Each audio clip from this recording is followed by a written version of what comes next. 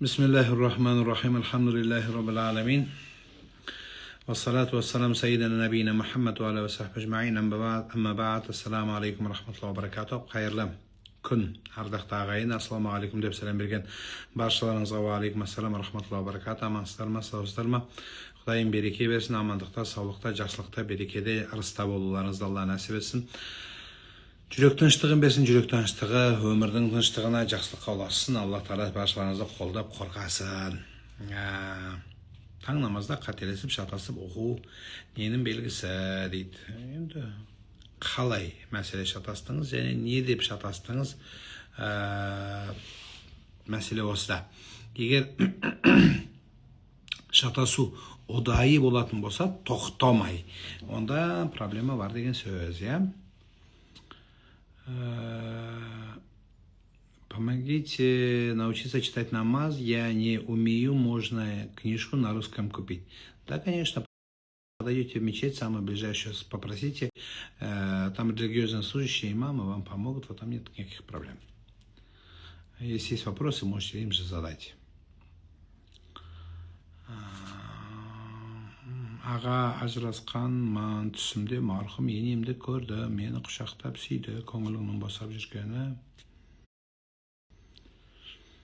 Амансыз ба, дәрет алып, дейді, артын тазаламайтындарға жеке бос шығарыңызшы, дейді, сауабымызды аласыз деп, артын тазаламай кету қаншалықты дұрыс, дейді.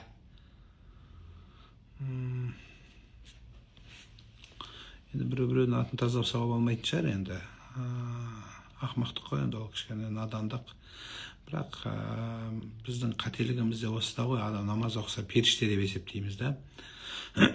Ислам үлкен тұнық дүние. Сол тұнық бұлақ деп айтайын, сол тұнық бұлақтан қанша процент алдыңыз, мәселе осыда. Ол адам ол. Құдай сана берсін. Мен күйеуіме ашуланғанда өліп қал деп айтқаным. Енді өкінем, не істесем екен дейді. Өлген жоқ қой? Өкінбеңіз, өліп қалса өкініңіз. Пока өлген жоқ. Құдай өмірін берсін. Енді ашуланғанда болады енді. Бірақ тәубе етіп қойыңыз, Алладан кешірім сұраңыз. Таң намаздан тұра алмай қалдым. Енді оқуға бола ма? Болады. Сүннетімен қоса оқисыз. Реке, қалайсыз? Сіз білесіз бе? Қазір жастар үйленгенге дейін неке қиып алады екен, чтобы басқа қызға жігіт қарамау үшін. Енді как собственность ретінде, енді ұрсып қалса талақ беріп кетеді екен дейді. Білеміз, ол үшін оны қимаймыз.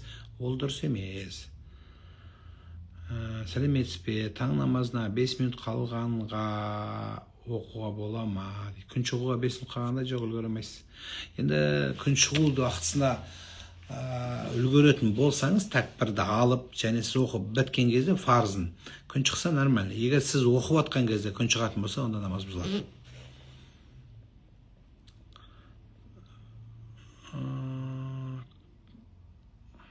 Лазерлік сүндеттеу дұрыс па? Дұрыс. Мешітте намаз оқып үйрете ме? Әйел адамдарға үйретеді. Өз-өзіңді қандыру зина ма дейді? Әлбетте, нәпсіге еру. Енді біреуді зорлағанда емес деген сияқты, өз-өзім зорлай берейін деп. Дұрыс емес. Енді кейбіреулер сонда пікір айтып жүргендер бар. Енді ол біреуді зорлап атқан жоқ қой бәрібір деп. Онда өз-өзіңді өлтіре берсең бола ма, не біреуді өлтірмейдің деп. Дұрыс емес ол да. Балалар залышын баламады ғадылеп қойыншы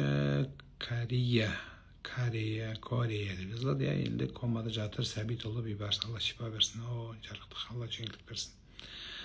Аман есен оралсын. Барлық ауруларға Құдайым шипа берсін. Мен эфиріміздің соңында міндетті түрде барлық ауруларға дұға қылам. Қиналып жүргендерге, үйленбегендеріне, тұрмыс құрмағандарына, қарызы көптерге, баланың тілі шығу үшін рухия оқу деген қаншалықты дұрыс тиктокта көрдім дейді. Жоқ, оның тілін тартылады. Нұрлан аға, ішіме айтылмаған көп сөздерім бар. Кімге айтам, бір жылағым келеді дейді. Аллаға айтасың. Аллаға прямо кәдімгі отырып алып сөйлес. Қолың жайып, Құдайым, менде мынандай проблема бар деп, бір қасына алар етіп қоймас, есік жауып алып, ешкім естімейтіндей бір сөйлес кәдімгідей. Менде осындай проблема бар, Құдайым, бер маған осыны. Енді сен бермесең кім береді енді, қарашы деп тұрып кәдімгі сөйлессең, иншалла жақсы болады.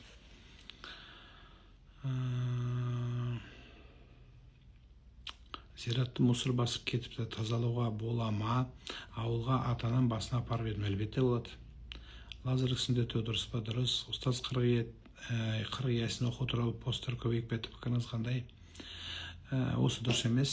Осы ананы 40 рет оқы, мынаны 40 рет оқы деген жалпы оқи беріңіз. Қанша көп оқысаң сонша жақсы, санмен жерге байлаудың керегі жоқ.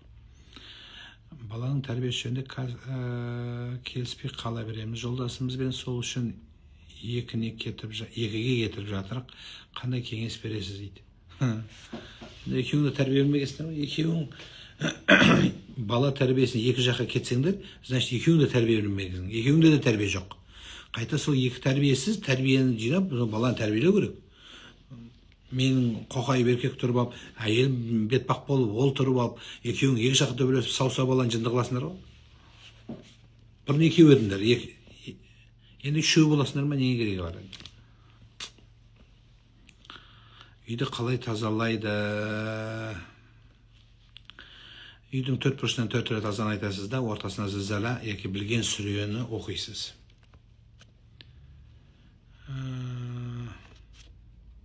Аға, таң намазын сүннетінде, фарзында ал жасқанда har біріне сәжде саху қылына ма, әлде екеуіне бір сәжде саху қылына ма? Сүннеті өзінше намаз, таң намаздың әдделіне, парызы өзі әдделіне. Сүннетте қателессең, парызға қатысы жоқ, парызға қатысы тілесең, сүннетке қатысы жоқ. Жалпы таң намаз деп айтылады. Таң намаздың ішінде, мысалы, ручкалар, қара ручка, қызыл ручка, сары ручка. Бірақ бәрі жеке-жеке ручка. Сол сияқты. Өлген адам түсіне кірсе, дұға қой керек. Зілзала деген сүренің аты. Сіңілім үйінен қағазға оралған шаш тауып алды. Түсі де өзгерген, қара ит көреді түсінде. Бастырылады, ұйқысы бұзылған, не істесе болады, дем салдырыңыздар. Мошенниктерге алдандым, не істесем болады, аға, полицияға барасыз. Үй ала жақ еді, біраз жақсы үй шықпай жатыр, шығады, сабыр етіңіз, дұға қылыңыз. Кошелогымды жоғалтып алдым, ішінде ақша документтер карта бар, табылама, кредитке алып қойған ақша еді, дейді. Білмеймін, табылата алмайды, мен алған жоқпын.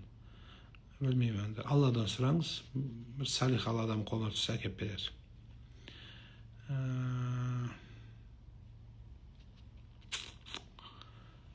Түсімде бейіт басындағы алтындарды ұрлап жүр екенмін, бұл ненің белгісі, дейді. Сөз тасығанның белгісі. Бала болмаса ажырасуға бола ма?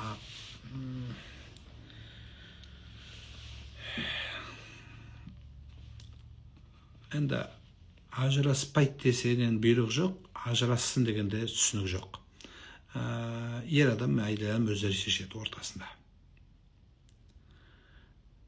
Енем екіге бөліп жіберді, ортада бала бар, дейді. Күйеуім мамасын тыңдап отыр, не десе болады ондайларға. Енді бөліп жіберген адамға не дейді? Мысалы қарашы, сендерді бөліп атыр, бала мамасы жағында тұр, сен қосылғың кеп тұр, байың қосылғысы келмейді, енді сен малай болмайсың ғой, құл болмайсың, кет дегенде итті кетеді. Енді сен өзіңнің адами құның бар ғой, қадірің бар, қадірің болмаған жерде кету болады шешімі, дейді. Түсінесің ба? Ол бір күндік емес, кішкене күту керек, сабыр қылу керек, түсіндіру керек, үлкендерді араластыру керек, қойды керек, айту керек, барынша шыдап көру керек. Енді болмайды, бұрылып кетіп қалса, сен есіктің алдында жүрген шарик емессің ғой, шариктей құның бар шығар. Сондықтан енді болмайтынға болыспа, дейді, кет дегенде итте кетеді.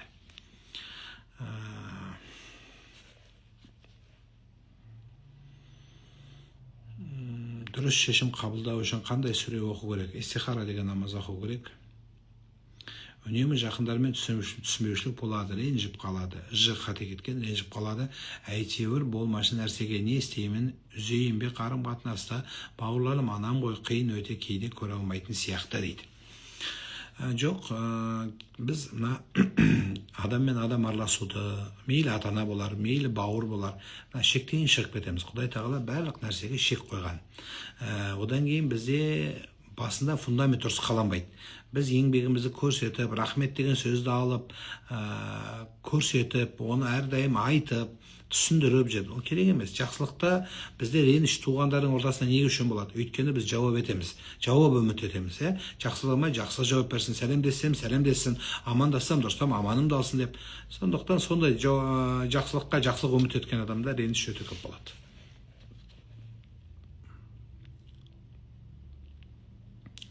Үйді молдаға оқытса тазаласа бола ма дейді.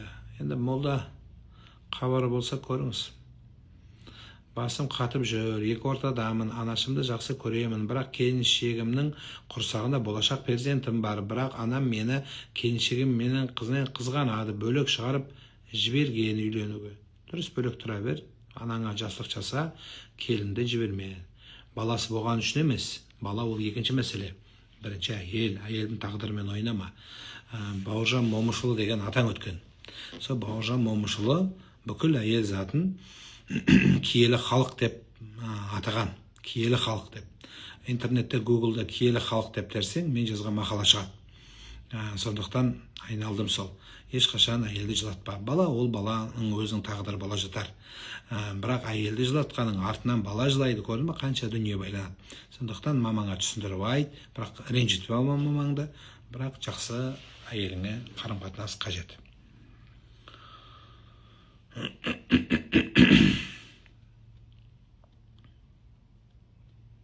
Үйде Құран сөйлеп қойсам ұнатпайды, неге олай дейді?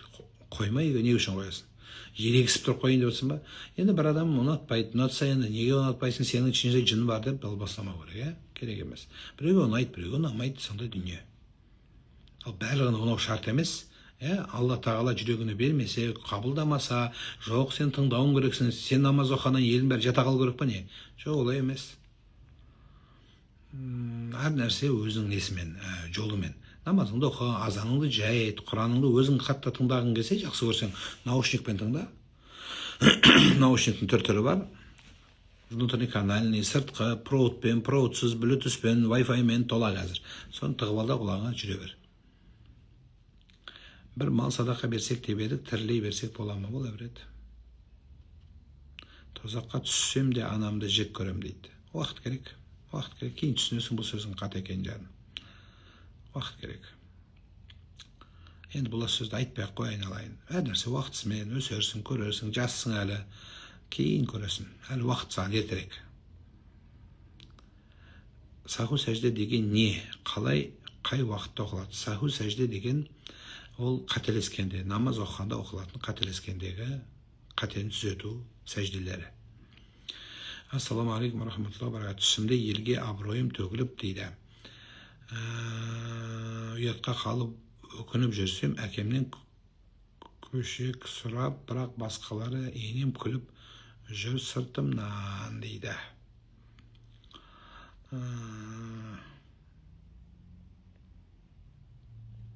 Жақсы түс емес. Аға, ол үй... Қайда. Здравствуйте. Ники без официальной регистрации сделать в мечети разрешается. Для регистрации в мечети Ники в нынешнее время мы требуем подтверждения в органах ЗАГС. То есть государственная регистрация. Если государственной регистрации нету, то в мечети вам Ники не сделают. Үйді Алла ұстау дұрыс баға дұрыс, ешқандай мәселе жоқ. Ниетің дұрыс болсын. Тұрмысқа шық дей береді. Болмаса, болмай жатса не істеймін енді? Дейм әкеме, түсінбейді, жұрттың қыздары деп шыға келеді дейді. Енді сен ойлап атқаны, сені өкініште қалып қалма.